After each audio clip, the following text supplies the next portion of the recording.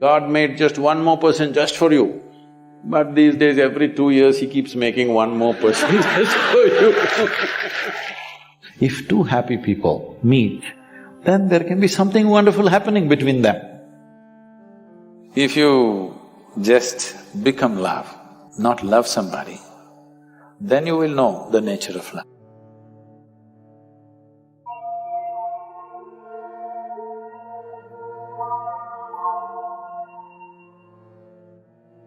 How do you know that the person you are with is the right person for you? Popular, huh? It once happened. Shankaran Pillai was at the family dinner, and when everybody settled down for dinner, he stood up at the table and announced, "I am going to marry Lucy, who's just across the street." I hope that's not the name. No. Then the father said, "What? You going to marry Lucy? She has nothing. She's like a tramp. You're going to marry that Lucy?" Mother said, "What? You're going to marry that Lucy?" The uncles always pitch in these kind of matters, you know. Uncle said, "What? You're going to marry that Lucy? Have you seen her hair? It looks fake." The aunt, "What? You're going to marry Lucy? She's always painted. You're going to marry that painted woman?" The little boy, the nephew, can't be left out. He said, "You're going to marry Lucy, she doesn't even know what is cricket. How can you marry her?" Shankaran Pillai stood his ground and said, "Yes, I'm going to marry Lucy." Everybody asked in one voice, "Why?" He said, "Because she has no family." There are no many opinions to battle with. So, who is the right person? I don't want to take away all the romance from your life. But let me tell you this, there is no right person on this planet. If you get into that kind of unrealistic mindset, "I have found the right person," oh, you will be soon disappointed. You must understand, there is no right person. First thing is to see whether I am the right person. Yes, am I the right person? And there are no right people on this planet. If you understand, you have your nonsense, they have their nonsense. We can adjust nonsense. Go on. First and foremost thing is, you bring yourself to your place where your experience of life is just pleasant by yourself. You're wonderful. Now, let us see what gets drawn to this one. If you're really wonderful, things will happen in every way, I'm saying. And this whole thing is an American thing, that there is a soulmate somewhere. God made just one more person just for you. But these days, every 2 years, He keeps making one more person just for you. Obviously, God is making too many mistakes with you. See, body needs a mate, understand? Maybe psychologically also you need a mate, understandable. Emotionally you need a mate. A soul cannot need a mate. So soul doesn't need a mate. Nor was some person made perfectly for you, okay? If you invest deep sense of involvement, something wonderful may happen. It's because of your involvement, not because the other person is fantastic. No. Even if you choose a fool, actually it's easy that way. If they're not stupid, why would they come to you first of all? No, I'm just being nasty. So, even if you choose a fool, it doesn't matter. If you involve yourself, it can turn out very beautiful. You chose the smartest person in the universe, it could be a disaster. So, do not think in terms of, whatever this made for each other nonsense. No. You choose the opposite, actually. But after some time, After a little bit of time, you slowly start expecting they're just like you. This is a serious mistake. Because if one more person becomes just like you won't be able to bear with them for 2 days. Nobody's like you, and that's good. Don't look for sameness, not necessary. Because of the difference you tango, not otherwise.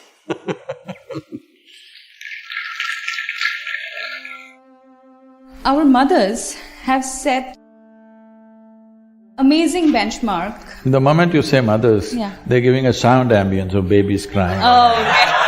Perfect. That's the halo effect, I think. Yeah. So they've set up quite a big benchmark of being an ideal wife. However, I, or girls of my generation, feel that we cannot be as good as wife our mothers have been. So should I feel that I am falling short in my personal life, or should I feel that I'm not giving enough justice to my marriage once I'm married? How should I feel about this? You know, our center in the United States is in Tennessee. Tennessee is a little one kind of state, okay. Mary Makowski, that's not Romanian, right? Okay. Mary Makowski got married.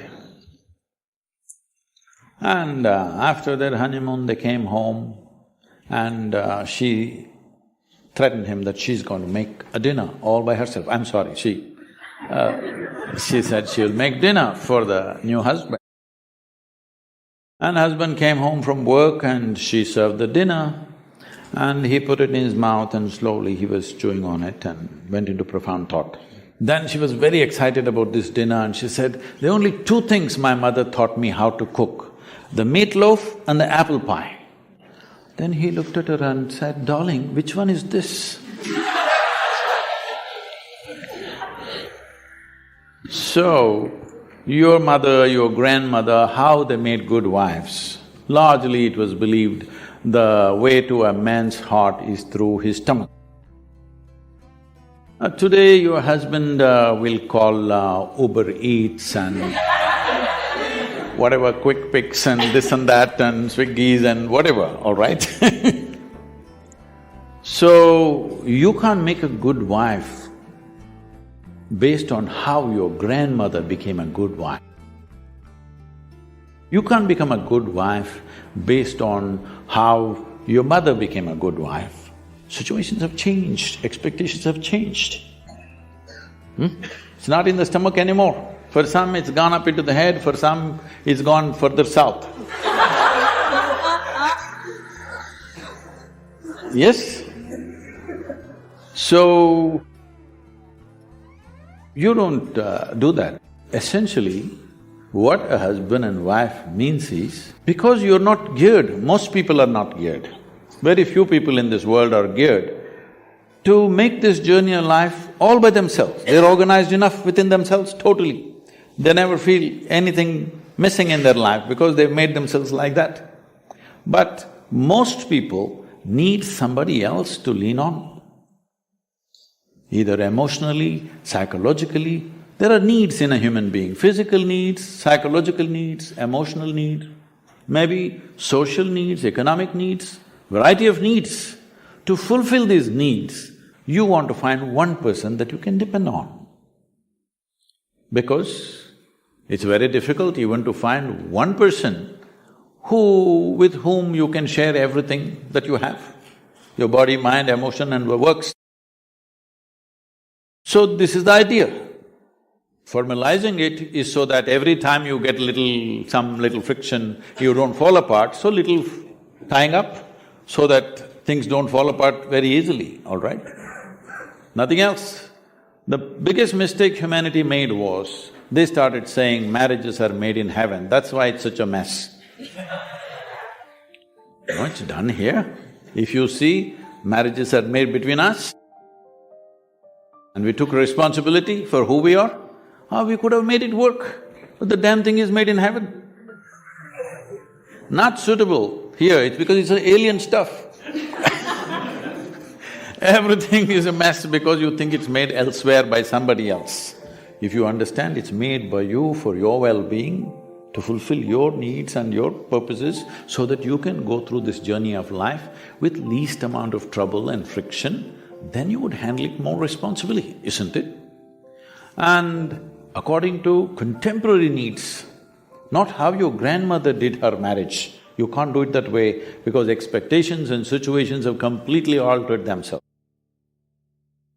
So, if you hold somebody who is your friend and who is your need, you must understand. You're in this relationship because you need.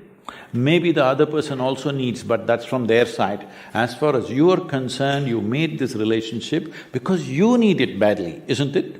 If you understand and you're always grateful for this, that somebody is fulfilling all your need, you would handle it well. You wouldn't make a misery out of it. But now you think somebody else needs you, then you will make a mess out of it. You understand you need it, well, the other person also needs to understand he needs it. Now there is a cohesion. If you think, oh, you need me, so I'm going to exploit you. No, this is not about you squeezing happiness out of somebody or they squeezing happiness out of you. If two happy people meet, then there can be something wonderful happening between them.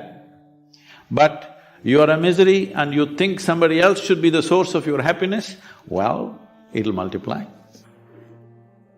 In this materialistic age, the real feeling of love is disappearing from our life. Most of the love we receive from others and express to others is superficial. How can we reinforce the real feeling of love in our own life and in others? Forget about others. If you learn to be loving by your own nature, not because of somebody else or something else. I know the question is coming from Facebook, there's an enormous possibility. You can even love those people who don't even exist.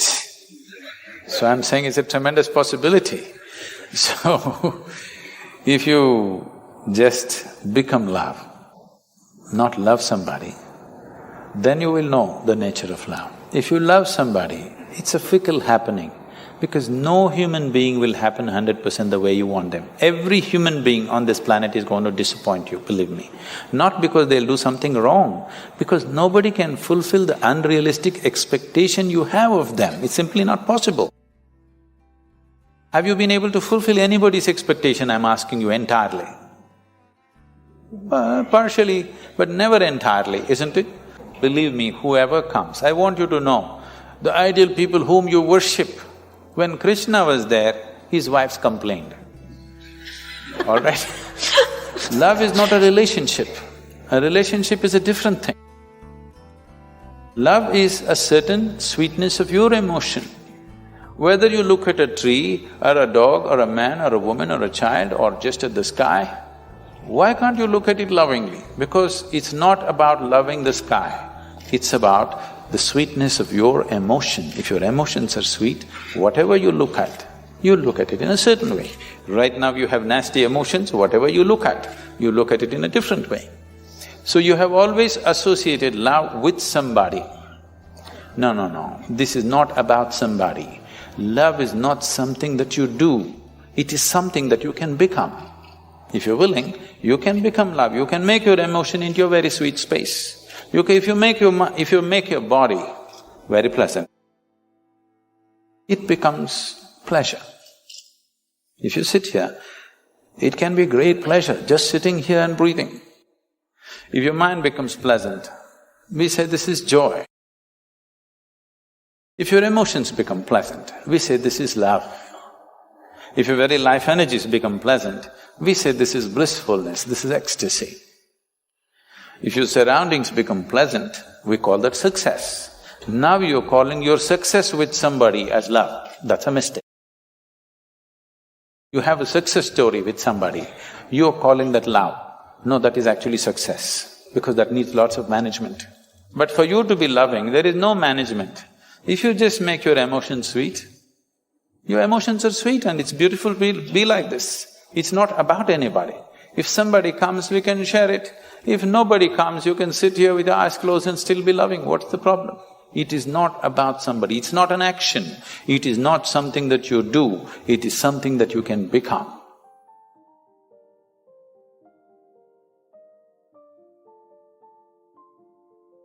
So, we as Indians, we are taking in everything from West, whatever West promotes, right from lifestyle to clothing. Can you speak more about this? You stand up. You're a shoe salesman? What is that? Is that Reebok? Huh? You're not a footwear salesperson. Then why are you wearing this? I'm asking you.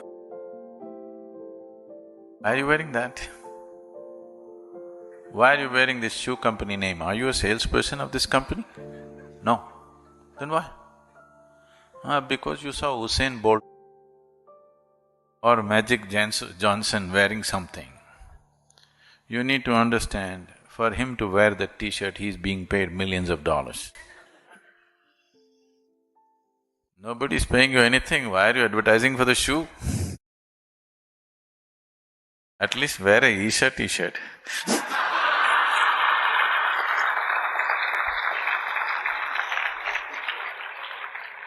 We are known to get everything free. At least you advertise for Isha free. Why are you advertising for a shoe company free? They didn't even give you a pair of shoes. I'm giving my time and life to you.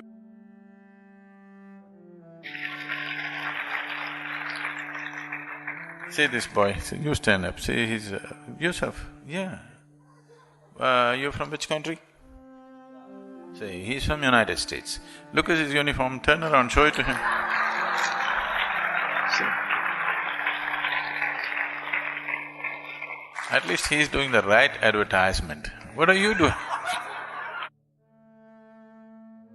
I think you should get both of them on the video. Stand up, let him… What India is doing, what America is doing, just see.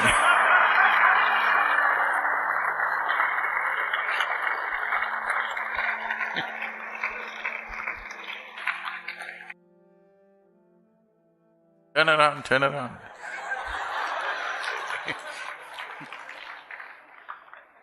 So, what is the next step for you? Are you going to hang two shoes around your neck and walk around?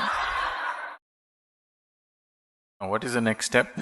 Right now it's just written, maybe then you'll wear the product and walk around. So, when it comes to clothing, one thing is to use something that comes from the land.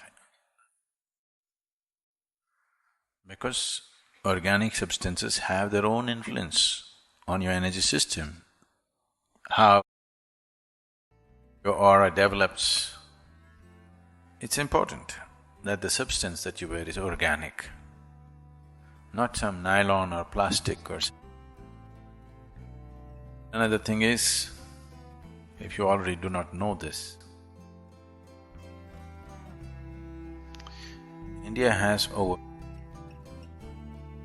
120 distinct weaves. If you travel from district to district, from one county to another, every county they have a distinct weave, unique weave, that kind of weave is not done anywhere else.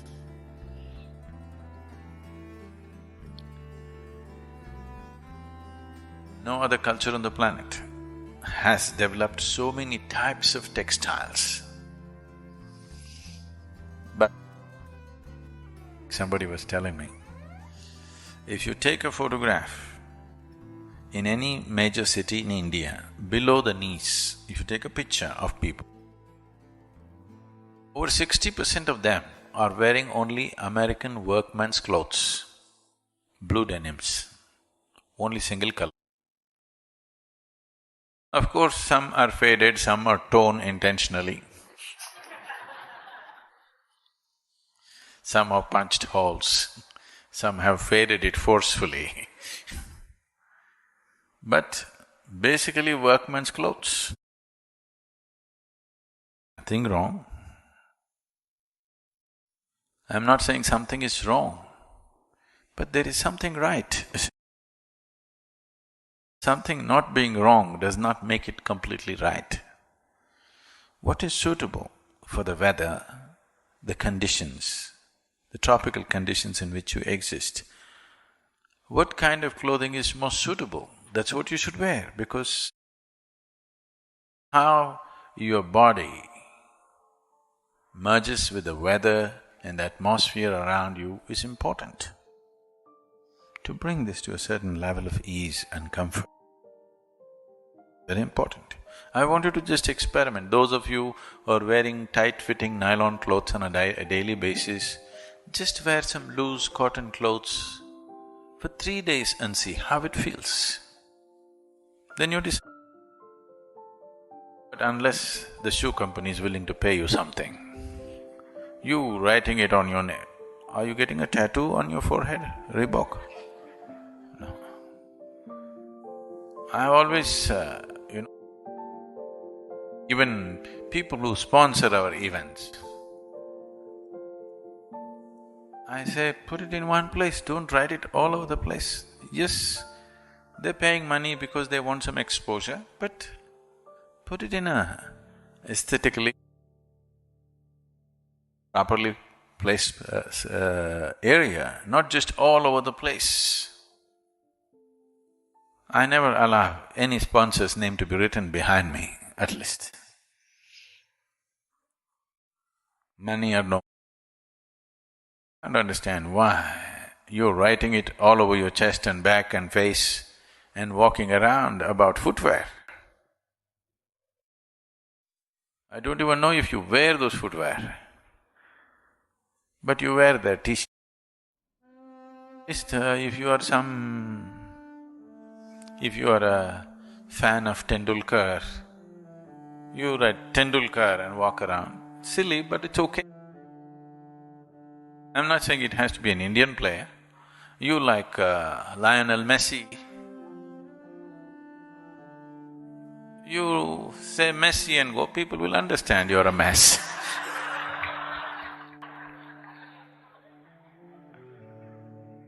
People will understand. It's okay, at least you appreciate somebody's skill and you want to write Bolt and go, all right. Even if you cannot run like him, he is you're his fan, it's okay. But when did you become a fan of shoes? It's ridiculous it doesn't make sense to me If you're a fan of a runner or a player or a football player or a cricket player, it doesn't matter where they come from. If you're a fan, you like it, you wrote their name on your t-shirt, all right. But why are you advertising for a shoe company and a cigarette company and this company and that company? I don't understand. At least if they give the t-shirt free, okay, you're wearing a free t-shirt, all right, leave it. No, you're buying it. Doesn't make any sense to me, I don't know Maybe I'm missing something. I think it's the laces. So, there is something about clothing. One thing is aesthetics of it for other people who watch.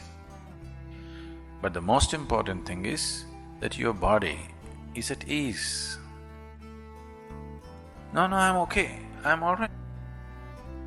That's what is not okay. That it's like this, that's what is not okay. I'm telling you, just change to an organic fiber. Close your eyes and feel it and see how it feels. Your body will come to ease. You think it's okay to be in different states of disease. You think it's okay to be agitated.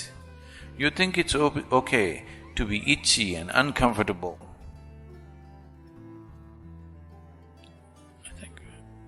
appreciate your tolerance.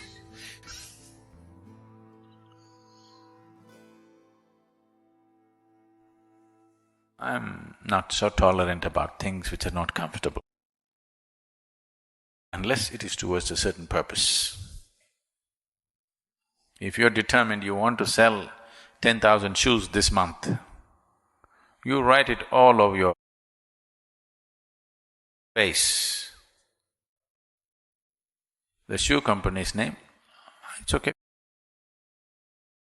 After all, you're trying to scale up, trying to achieve something, it's okay with me. So, what is it? Are you hoarding for somebody? Are you an advertisement board for somebody? If you have to be one, at least advertise Isha, I'm telling you. We will print big things. We are right now putting in a subtle way here. But if you like this, if you're wearing to wear shoes around your neck and walk around, what's my problem?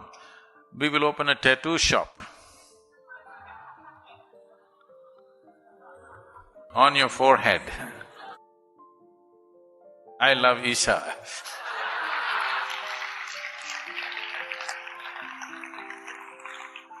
When you're anyway willing to do, why should I miss the opportunity? I thought it's unaesthetic to do such things.